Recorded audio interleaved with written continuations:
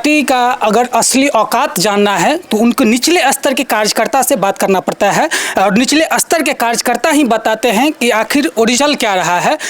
देख सकते हैं एग्जाम्पल के तौर पर कि फोटो फ्रेम जो होता है वो एक कील पर टंगी होती है, लेकिन अधिकांश लोग कील को न देख करके फोटो फ्रेम को देखता है। और हकीकत बात यह है कि उस फोटो फ्रेम का जो असली वजह होता है टिके रहने का वो होता है वो कील। ठीक उसी प्रकार से जो ग्रामीण स्तर के कार्यकर्ता होते हैं, ग्रामीण स्तर के जो नेता होते हैं, वो कहीं ना कहीं कोई भी पार्टी, कितना भी बड़ा भी पार्टी का वो मेन जो आधार होते हैं वो ग्रामीण नेता होते हैं। आज मेरे साथ पैनल पे 3 से 4 लोग जुड़े हुए हैं। तो 2 पार्टी को बिलोंग करते हैं, एक राष्ट्रीय जनता दल और एक भारतीय जनता पार्टी। और हम आज जानेंगे, निचले स्तर के लोगों से जानेंगे, निचले ग्रामीण नेताओं से जानेंगे कि आखिर किस तरीके से उनका आम पब्लिक में, आम लोगों में उनका पहुंच है, किस तरीके से वो अपना विश्वास बनाए हुए हैं। सबसे पहले स्वागत है, नमस्कार, मेरा नाम मधुसूदन यादव है और आप देख रहे हैं द ग्रामीण कनेक्शन। और हमारे साथ जो पैनल पे लोग जुड़े हुए हैं उन सभी से आपका हम परिचय करवाते हैं। क्या नाम हुआ भाई? जी, मेरा नाम संजय कुमार यादव, राष्ट्रीय जनता दल से हैं हम लोग कार्यकर्ता। अपना परिचय दीजिएगा सर। मेरा नाम नीतीश पासवान, राष्ट्रीय जनता दल से ST प्रकोष्ठ से पंचायत अध्यक्ष है। अपना परिचय दीजिएगा। जी, मेरा नाम संजय यादव है, भाजपा का पंचायत का प्रमुख। अपना परिचय दीजिएगा। मैं राजकुमार सैनी हूँ, मैं भाजपा का सह प्रमुख। और देख सकते हैं कि यहाँ पे संजय यादव जी हुए राष्ट्रीय जनता दल से, नीतीश जी हुए ये भी राष्ट्रीय जनता दल से हैं, और संजय यादव हुए भारतीय जनता पार्टी, और इंजीनियर राजकुमार हुए ये भी भारतीय जनता पार्टी। यानी कहीं ना कहीं 2 पक्षों में हम लोग दूसरे से बात विचार करने में समझ में आएगा, ये आम लोगों को समझने में ये आएगा कि अगली बार जो चुनाव 2024 में चुनाव आ रहा है, हमको किस तरीके की सरकार चुनना है, ये कहीं ना कहीं आम जन लोग ही डिसाइड करते हैं और आम जन लोग ही बताएंगे को क्या जानना है। आज हम लोग कुछ इनसे सवाल करेंगे और सभी लोग एक दूसरे से आरोप प्रत्यारोप रहेगा। हमारे साथ अगले 30 से 40 मिनट तक आप लोग जुड़े रहिए। तो सबसे पहले सवाल है, हम लोग सवाल करेंगे, सवाल किया जाए। सबसे पहले सवाल है कि आज के डेट में मनीष कश्यप से NS से हटा गया है, उनको मुख्यमंत्री की दावेदारी घोषित कर रहे हैं, क्या कहना चाहेंगे आप? ये मनीष कश्यप जो है ना, एक रिपोर्टर है। सरकार गिराने की बात वो जो किए हुए थे मनीष कश्यप कि हम जेल से आने के बाद 180 दिन के बाद सरकार गिरा देंगे। सरकार गिराना उनका नहीं है, वो मीडिया से है। हम लोग जो है ना जनता है, हम किसी का सरकार गिरा सकते हैं, लेकिन उनकी ताकत नहीं है कि वो सरकार गिराने की बात नहीं है, वो मुख्यमंत्री की दावेदारी ठोक रहे हैं। क्या कहना चाहेंगे नीतीश जी? देखिए, पहली बात तो पत्रकार है, आप पत्रकार हैं, एक दूसरे की पक्ष रख सकते हैं। आप जब नेता बनना चाहते हैं तो आपकी पत्रकारिता नहीं करनी चाहिए। जी जी जी, जी। ठीक है, यानी आपके कहने का मतलब है कि या नेता बनिए या पत्रकार बनिए, पत्रकार और नेता एक साथ आप नहीं बन सकते हैं। ठीक है, या तो आप जो है पत्रकारिता कीजिए और या तो नेता बनना है तो धरातल पे आइए। वो जो है एक पब्लिसिटी, जो आप एक यूट्यूबर हैं और यूट्यूबर जो होते हैं कि मतलब कि यूट्यूबर के तौर पे जनता आपको लाइक और कमेंट करते हैं। आप एक नेता के नाते आपको जनता आपको लाइक न कमेंट करते हैं। एक नेक नेता बनने के लिए आपको उतना सक्षम होनी जरूरी है, और जो भी कह रहा है वो सब बकवास। चलिए इस पर हम राय लेना चाहेंगे। जो भारतीय जनता पार्टी के कौन से पद पर है सर आप? पंचायत प्रमुख हूँ। पंचायत प्रमुख। आप क्या कहना चाहेंगे कि मनीष कश्यप पर NS से हटने के बाद उनका ऑफिशियली ऐलान नहीं हुआ है, लेकिन उनके जो उन्होंने ऐलान किया है कि वो अगले बार मुख्यमंत्री के दावेदारी रहेंगे, क्या कहना चाहेंगे इस पर? देखिए, मनीष कश्यप को लेके मेरा पार्टी के अंदर का कोई बात नहीं है, ठीक है। हम पार्टी से हट के बात कर रहे हैं मनीष कश्यप को लेके।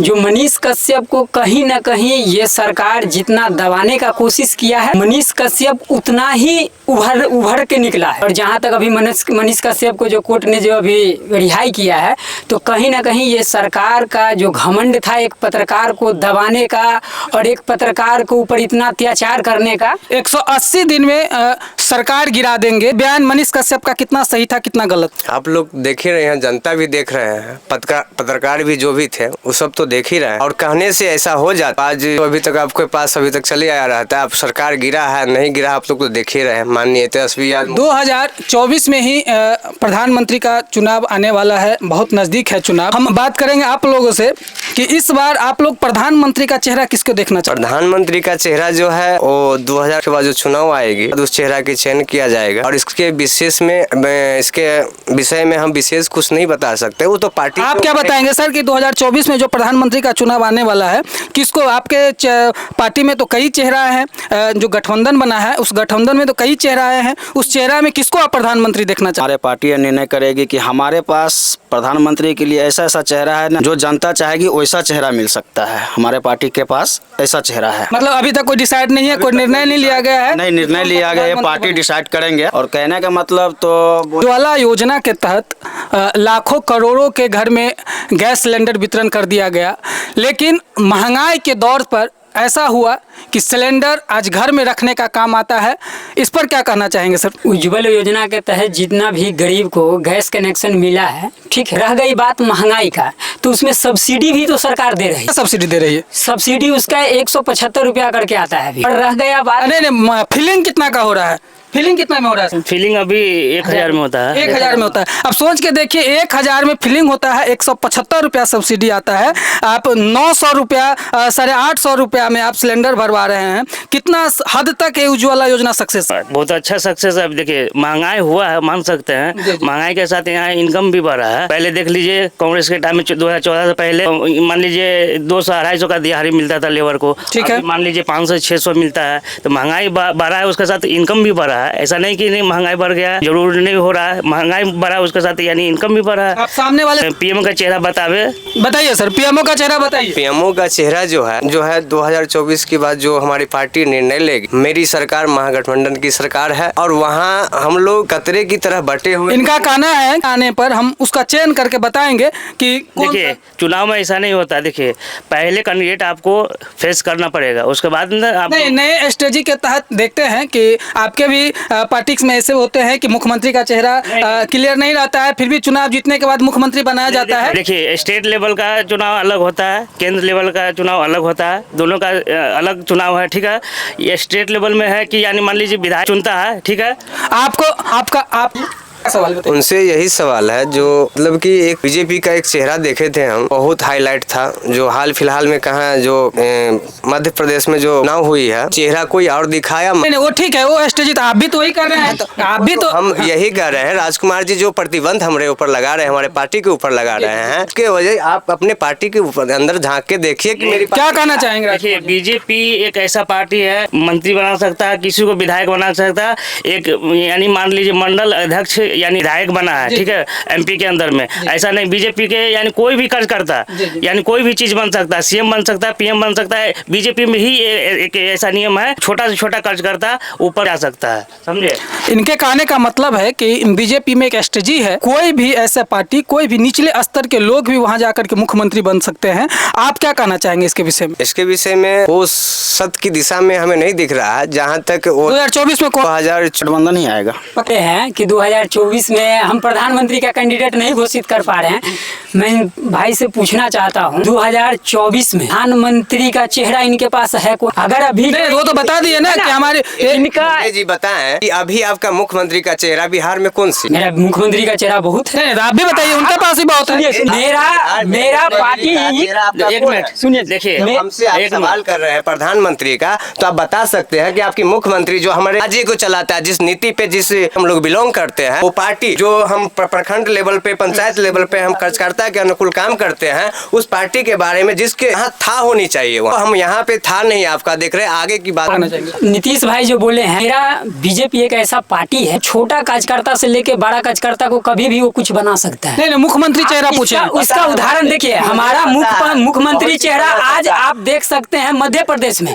नहीं, बिहार में मुख्यमंत्री चेहरा क्या है? बिहार में हम जिस दिन पूर्ण बहुमत के सरकार से आएंगे, हमारा मुख्यमंत्री का चेहरा भी देखिएगा, एक यूनिक भी हो सकता है, कोई भी हो सकता है। ये हमारा आरजेडी, जिस तरीके से आप बता रहे हैं, आप जो बोल रहे हैं भाई साहब, आप बताए हो कि आपकी बिहार का मुख्यमंत्री का चेहरा कौन है? आप चयन करके देखिए, अभी 2025 का बहुत टाइम, उसके लिए भी नीतीश जी, उसके लिए यानी हम सीएम चेहरा कर देंगे, ठीक है, उसके लिए टेंशन नहीं लीजिए। 2024 का बात हो रहा है, 2024 का बात कीजिए, फिर आगे बात करेंगे। नहीं, हम नीतीश भाई से एक बात पूछना चाहते हैं, क्या आप नहीं, कहने का मतलब सुनिए, एक मिनट, जिस तरीके से आपने वो पक्ष बताया, हमारा प्रधानमंत्री का चेहरा क्लियर नहीं है, आप बताएं कि मेरा मुख्यमंत्री का चेहरा क्लियर नहीं है, तो कहीं ना कहीं मतलब गुप्त रूप 1 मिनट, तो इस स्ट्रेटजी को खत्म करके हम ये जानना चाहते हैं कि ये नल जल योजना और शराबबंद कहाँ तक सक्सेस। ये नल जल योजना जो है हमारे ग्रामीण पंचायत स्तर पे है, और नल जल योजना तो मुख्यमंत्री जी हम माननीय नीतीश कुमार जी दिए, और उनके सही सुरक्षित करना हमारे पंचायत के जो भी प्रतिष्ठित व्यक्ति है, जो पदधारी है, को उसके सुचारू रूप से चालू करना चाहिए। कुछ रुपया भी दिया, आदमी भी दिया, जो उसका मरम्मती कराया जाए, तो हम लोगों की देखभाल और हम लोगों की सुरक्षा से ही वो नल जल सक्सेस होगा। और हम लोग नहीं चाहेंगे, तो आप मानते हैं आप देंगे तो हम लोग कुछ सक्सेस नहीं होगा। तो आप मानते हैं कि हम कहीं ना कहीं नल नहीं, ऐसा नहीं है, ऐसा बात नहीं। नल जल योजना जो कर रहे हैं वो योजना जो है एक निचले स्तर से तो हमारे आगे शराबबंदी पर तो यही हम कहना चाहेंगे कि हमारे मुख्यमंत्री नीतीश कुमार जी ने जो फैसला लिए थे वो सही फैसला लिए हैं। शराब बेचवाने का भी क्या कहना चाहेंगे शराबबंदी? टोटल नीतीश कुमार का फेलियर है। शराबबंदी, नल जल योजना, ये सब मनी इन्वेस्टमेंट जो बोलते हैं उसको, ये शराबबंदी आप देख सकते हैं। अभी अगर ये मुख्यमंत्री का सबसे बड़ा फेलियर ये योजना नल जल का है। प्राइवेटीकरण पर क्या कहेंगे? बड़े बड़े संस्थाएं, बड़े बड़े ऑर्गेनाइजेशन प्राइवेट हो रहा है, इस विषय में क्या कहना चाहिए? आप तो देख ही रहे हैं, हमारे जो सरकार थी और हमारे पार्टी जो भी कांग्रेस जो थे, कह रहे हैं लोग कि 2014 से पहले हम लोग 2014 में या 14 से पहले हम लोग गुलाम थे। और कौन बोल रहे हैं कि 2014 से पहले गुलाम थे? वाले जो कहते हैं कि हम लोग गुलाम थे, अब जाके जो हमें गोटी है इस विषय में हम राजकुमार। क्या 2014 से पहले गुलाम? नहीं, इनको भाई साहब को लग रहा होगा 2014 से पहले गुलाम थे। गुलाम नहीं था, आरजेडी और महागठबंधन ही बोल रहा था कि यानी लालू के टाइम में यानी हम लोग को गुलामी के इस पर रखता था। प्राइवेटीकरण पर क्या करना चाहेंगे? ये बताते हैं, जो बोले हैं नीतीश जी, रेलवे जो बेच दिया चाहिए, कोई चीज प्राइवेटकरण कर दिया है, वो प्राइवेटकरण नहीं हुआ है। सरकार अपने मान लीजिए यानी ये जानकारी आप ये जानकारी स्पष्ट हो लीजिए कि रियल में वो प्राइवेटीकरण, निजीकरण हो रहा है, लेकिन निजीकरण से क्या फायदा और क्या नुकसान है, थोड़ा ये निजीकरण हुआ है, ठीक है, वो कभी भी सरकार अपना अंडर में ले सकता है, ठीक है, वो एक तौर पर यानी ये हुआ है, ये नहीं कि बेच दिया है,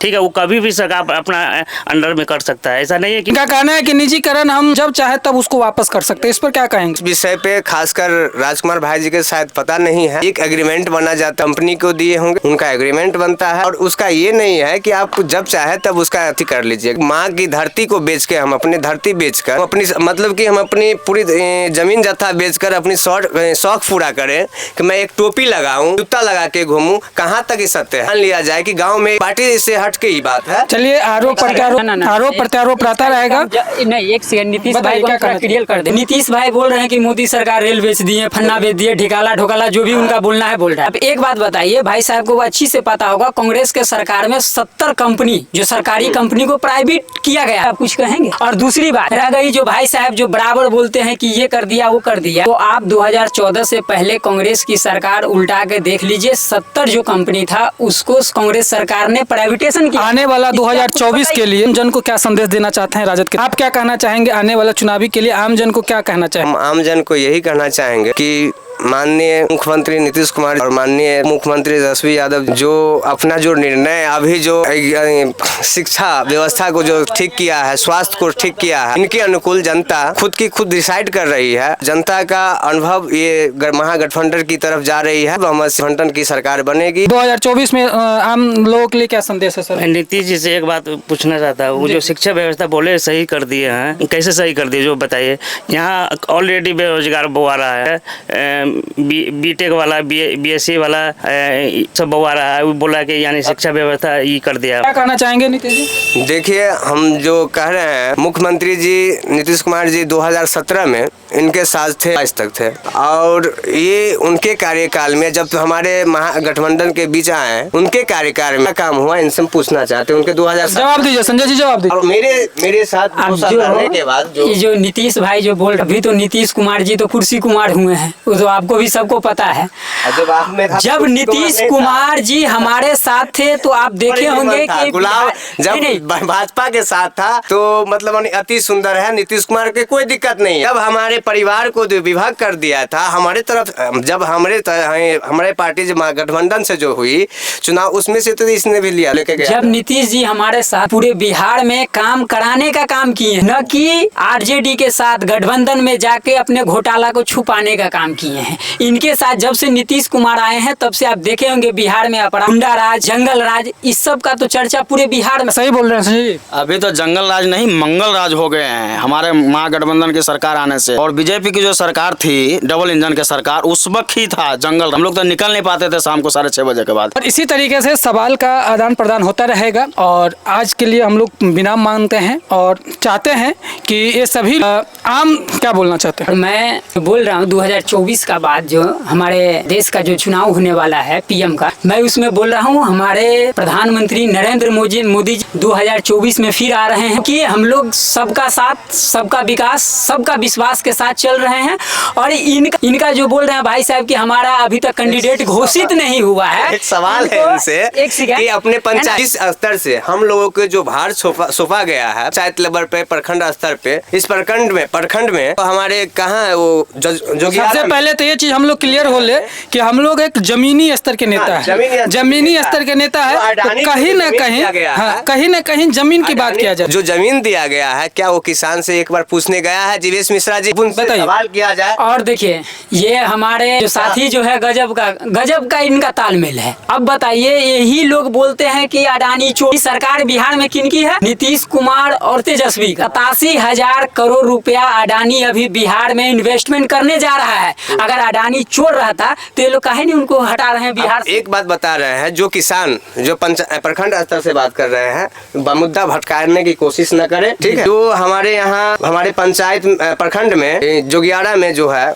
जो किसान का जमीन लिया है, लग रहा है कि जैसे किसान का जो जमीन लिया लग रहा नहीं। मैं हम लोग जाके भी देखे, धरना भी दिए इसके लिए। और हम लोग पार्टी की तरफ से जो जोगियाड़ा में जो उनका स्टॉक रूम बन रहा है, वहाँ कितने को ठग के ले लिया, कहा इतना पैसा देंगे, ये देंगे, रसीद कटवा के ठग के जमीन अडानी को दिला दिया। और जीवेश कुमार मिश्रा से सवाल करने के लिए जनता बेताबुल हो रहा है, लेकिन वहाँ तक पहुँच नहीं रहा हो। भाई साहब चोरी के इनको एक बात कह रहा हूँ, हमारे जीवेश कुमार मिश्रा जी पहला वो विधायक है जाले क्षेत्र का जिसने अडानी का इतना बड़ा फैक्ट्री कहाँ लगाया, जाले के अंदर में। और जाले विधानसभा में इतना जो फैक्ट्री लगाने का काम जाले विधानसभा में ऐसे भी कुछ नहीं था, इतना बड़ा फैक्ट्री लाया है। मान लीजिए इसमें कितनों कम थे, यानी 10,000 लेबर और एजुकेशन पर्सन उसमें काम कर सकता है, ठीक है।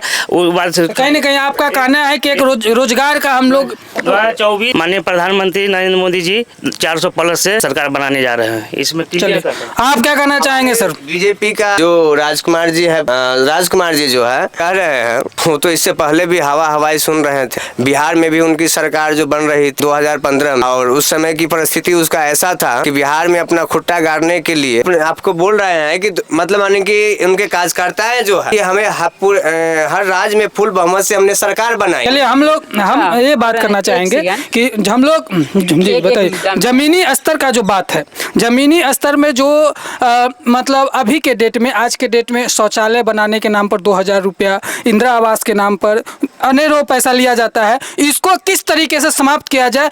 क्योंकि जमीनी स्तर का समस्या है तो कहीं ना कहीं समाधान भी जमीनी स्तर के लोग ही करेंगे। हम किसी पार्टी पॉलिटिक्स की बात नहीं कर रहे हैं, ये कोई आरजेडी और बीजेपी का कोई इससे मामला से लेना देना नहीं है, लेकिन जो निचले स्तर में जो एक कमी है इसको कैसे खत्म किया जाए? सबसे पहले यहाँ की सरकार इस पर ध्यान देना चाहिए, ठीक है। यहाँ का भ्रष्ट नेता है, जैसे मान लीजिए यहाँ का ग्रामीण पंचायत का जो नेता है वही ना, मान लीजिए नहीं ठीक कैसे होगा? हो सकता है कि आप भी नेता बनेंगे तो आप भी ये काम करेंगे, ये ठीक कैसे होगा? देखिए ये जो है ग्रामीण समस्या जो है वो तो यहाँ के मुखिया के ही जरिए। चलिए ये समस्या कैसे ठीक होगा? देखिए यहाँ न तो मुखिया न यहाँ, अगर ये चीज जो शौचालय वाला, इंदिरा आवास, ये सब अगर ठीक करना होगा तो कहीं ना कहीं ब्लॉक लेवल से लेके अब डिस्ट्रिक्ट लेवल पर ये आपको ठीक करना होगा। और ये चीज जब तक बगैर मुख्यमंत्री, क्या लगता है ये भ्रष्टाचार तंत्र खत्म हो सकता है? जब तक नहीं खत्म हो सकता है जब तक यहाँ का मुख्यमंत्री इस चीज को नहीं ध्यान देंगे। क्योंकि अगर आप जिस राज्य का, आप बताइए सर कैसे भ्रष्टाचार जो हम देख रहे हैं, भ्रष्टाचार जो है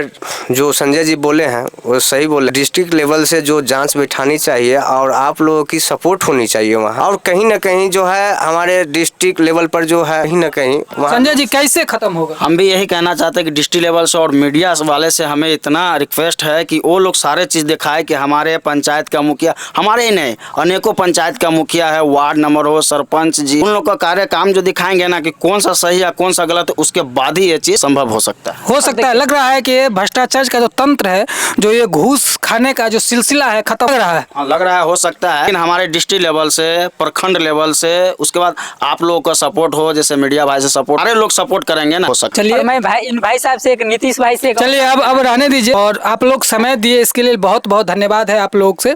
और आप लोगों से रिक्वेस्ट है और कि जो ग्रामीण कनेक्शन का जो दर्शक है, आपके कहीं ना कहीं आपकी भावनाओं को समझें। और आप एक ग्रामीण के लोग हैं और हम लोग जो काम कर रहे हैं वो ग्रामीण स्तर के लिए ही काम कर रहे हैं, क्योंकि बड़े बड़े नेताओं को बड़े बड़े पैनल मिलता है, तो छोटे लोग को भी जगह मिलना चाहिए। तो कहीं ना कहीं हम लोग एक ऐसा व्यवस्था किए हैं, जो छोटे पैनल के लोग हैं, जो छोटे ग्रामीण स्तर के लोग हैं, वो इस चैनल से को सब्सक्राइब करें और इस चीज़ को समझे और हमें इनवाइट करें। हम लोग जा करके आपकी आवाज़ को बुलंद करेंगे और आपकी आवाज़ हम आम जन तक पहुंचाने का काम करेंगे। और हम ग्रामीण कनेक्शन के लिए क्या कहना चाहेंगे? ग्रामीण कनेक्शन के लिए हम कहना चाहते हैं, आपने जो कदम उठाए हैं वो हमें लगता है कि आप इसमें बहुत ऊंचे स्तर तक जाइएगा। और ये आपकी अनुभव जो है पंचायत लेवल को सुधार करना और प्रखंड के लेवल को सुधार करना, आप निचले स्तर के ठोस कर दीजिएगा। ऑटोमेटिक है कि हमारे समाज ऑटोमेटिक है कि उस दिशा में पहल नहीं, कहीं ना कहीं सही पहल किया जाएगा।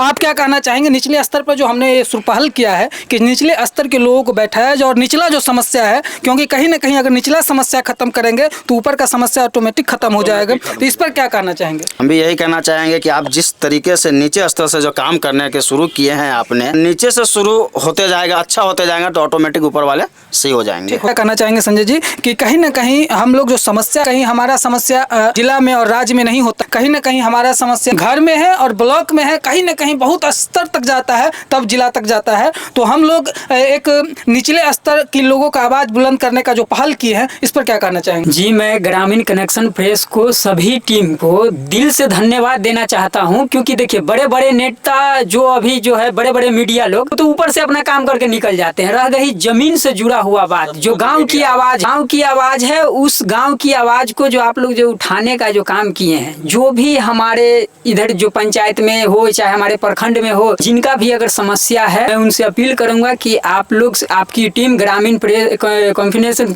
प्रेस से आप लोग से संपर्क करें और आप लोग इस मुद्दा को उठा के न्याय दिलाने का काम करें। कहीं ना कहीं बड़े से बड़े पैनल, बड़े से बड़े नेताओं के पास हजारों मीडिया और पैड मीडिया होती है, लेकिन एक आम जन की बात रखने के लिए कोई समय में मीडिया नहीं मिलता है। तो हम लोग जो ग्रामीण कनेक्शन प्रेस एक ऐसा पहल किया है कि हम लोग निचले स्तर के लोग, जिनका कोई पैड न्यूज चलाना नहीं है, जो मतलब अपनी समस्या अपने सरकार तक दिखाने का काम करना चाहती है, इस पर क्या करना चाहेगा सर? देखिए, आप जो किए तो अच्छा काम किए, ग्रामीण कनेक्शन प्रेस अच्छा काम है, यानी निचला स्तर से आप दिखाइए, ठीक है। यानी क्या क्या कमी है ग्रामीण क्षेत्र में, का कमी है, आंगनबाड़ी में क्या मिल रहा है, ना मिल रहा है, सही से नहीं मिल रहा है, ये सब दिखाइए। इससे यानी जागरूक होगा, यानी सरकार इस पर ध्यान देगा। चलिए, आप सभी जो विद्यार्थियों की नॉलेज दिया जाए कि खुद अपनी, मैं अपने पूरे पंचायत वासियों को कहना चाह रहा हूँ, 22 जनवरी को राम लला का जो उद्घाटन है मंदिर का, उसको सभी आदमी 22 जनवरी को अपने अपने घर पे एक झंडा राम जी को याद कर ले। आप सभी मेहमानों का सहृदय धन्यवाद कि आपने ग्रामीण कनेक्शन को समय दिया। जय हिंद, नमस्कार, जय हिंद।